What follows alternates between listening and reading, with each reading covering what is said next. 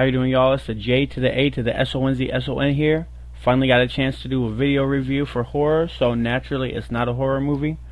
It's actually going to be the novel Feed today, one of the best novels I've read in years.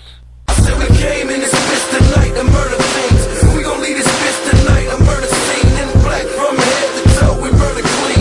Yeah, you know the name of the clique, the murder team. What's up? Slow down, son, you killing them. Slow down, son, you killing them.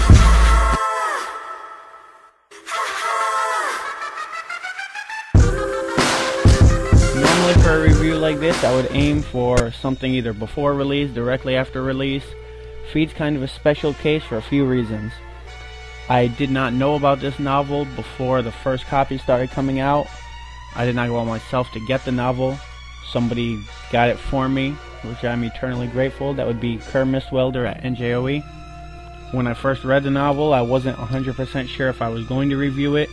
And when I first got the novel, I actually did not have time to review it. I believe I got this novel in spring, maybe May. I did not get the chance to even start to read this until my ride home from Comic-Con in July.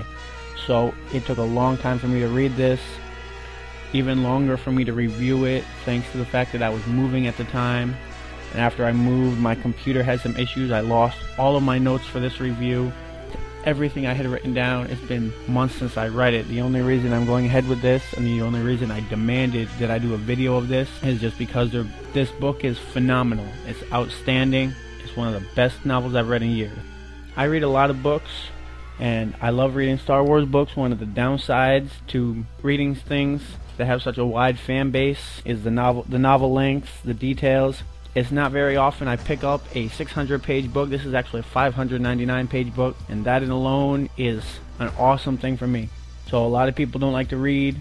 Don't read Feed, but you probably wouldn't. You probably see how thick it is. You wouldn't want to read it anyway. Feed is a zombie book, but it's really not a zombie book.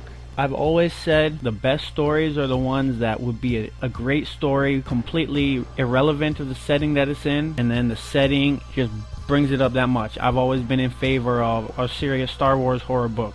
Death Troopers sort of, but something completely unrelated to the movies. I've always been in favor of a suspense thriller in those eras, a mystery, you know, any outstanding story can survive on its own 2 feet completely regardless of the world that it's set in. That's why a lot of authors write only in the real world that we live in. Sometimes they write 20 years in the past, sometimes they write 10 years in the future just to give themselves some freedom. Sometimes there's a slightly alternate reality where the president's name is Mr. President, and therefore they can say whatever the fuck they want about the president without having to worry about elections and getting outdated. Feed is almost like that. It's our own world, 29 years in the future. 29 years in the future, but it's not just any future, because it's not a sci-fi novel, although it is a little bit, but it's sort of like, y'all know how novels in the 50s, they had a certain way they expected the future to go, certain technologies they expected to develop, and anybody who knows anything about sci-fi, anybody who knows anything about history even, knows that technology never develops along that path. It just doesn't work that way. Nobody would have expected our entire focus on technology the past 10 years, the internet, data, those types of things, 50 years ago they wouldn't even have dreamed of. They would have had difficulty grasping DVD, never mind external hard drives, that type of shit. So Feed is actually, technology has progressed in the way that a lot of young people would expect it to. It's all about the internet. It's all about continuing, you know, recording, cameras, all of that. But there's a very specific reason for that, and that is because if they did not do that, mankind would be extinct. There's been a zombie apocalypse. 2014 is the date given in the novel, so it's a bit in the future. I am concerned it will be dated in a few years, but for now it's a good story, and by the time it's dated they'll all have been released and they'll be on one of the best trilogies, I hope, of all time. Feed is up there. I would put it up with Stephen King. Stephen King's another one. His stories do not need a setting to survive. They are great character stories. And when you add in Stephen King's types of settings, it just becomes all that better. And Mira Grant's Feed is just like that. It's a great character story. The zombie apocalypse, the post-apocalyptic world, that's the backdrop. It's not really, it's a recovery from an apocalypse. I haven't watched Diary of the Dead, all of that stuff, Survival of the Dead. I haven't watched any of those yet, but this is what I imagine they might be. It's the apocalypse has happened, the earth has recovered from it, there's certain rules set, there's a way people are used to surviving. It's a much harder world to survive in, but then again, we live in, at least those of us in America, even those of us with hard times, we live in some of the easiest world to survive in of all time. I know even someone like me, I look at that but on the real, it's difficult to get by, but it's easy to survive in. We ain't gonna be killed by a pack of wolves on our way to the store. We're not gonna die of random shit. You know, disease is not a major concern for 99.99% of us. We get sick, but we very rarely get sick and die of basic shit that happens every day. We get sick and we usually die of major stuff. We don't usually die of the flu. Well, in feed, just like in America's past, it's not like that. It's a different disease.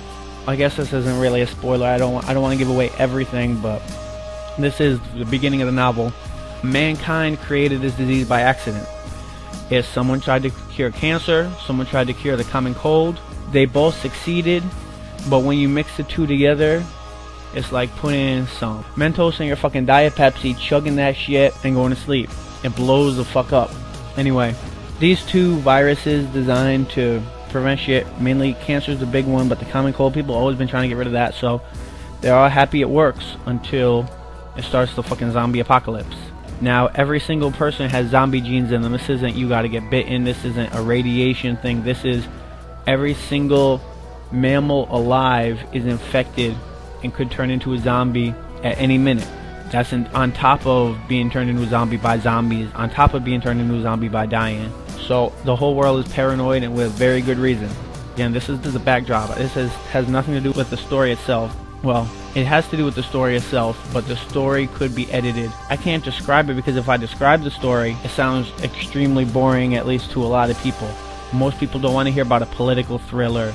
They don't want to hear about investigative journalism, but that's what it is, and it pulls that off very well. Think of the most suspenseful mystery novel you've ever read. Even if you haven't read one in your adult life, think of, if you're my age, the Encyclopedia Brown novels. Think of the suspense you were in. The Hardy Boys. I forget that chick version. I'm sorry, I forgot her name because I didn't read many of her books. I just was not introduced to them until I outgrew them. But those mystery novels, think of the suspense you're in there and apply that to a modern day para-horror novel. So you're in that kind of suspense. There's also the paranoia of the zombies. You're in the middle of a political event, and then terrorism gets involved. I don't want to spoil what's going on here, but this is why I say it could be in any setting. It is a terrorist is trying to kill the journalists and the political figure, the presidential candidate that they are covering. And by the way, since I mentioned the internet relations, this is a groundbreaking thing, because this campaign is sort of what is catapulting bloggers from being the new top of the line media to being the official top of the line media. You know, there's blogging licenses, all that shit, but they're still not as accepted by other journalists, by the mainstream in some ways, because it's still new. It's like, I guess it would say something like Blu-ray not being accepted by people like me. It's just too new for many people to get into. There's still a lot of people without that technology.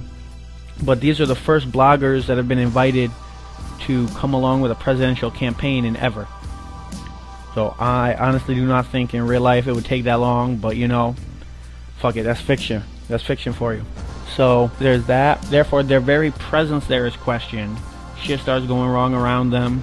One of them knows something about it. You know, there's shit going on. The layers of shit just get thicker. And I cannot do this novel justice without reading it to you. Honestly, you still listen. You need to get the fuck out and read. You need to get the fuck out and read.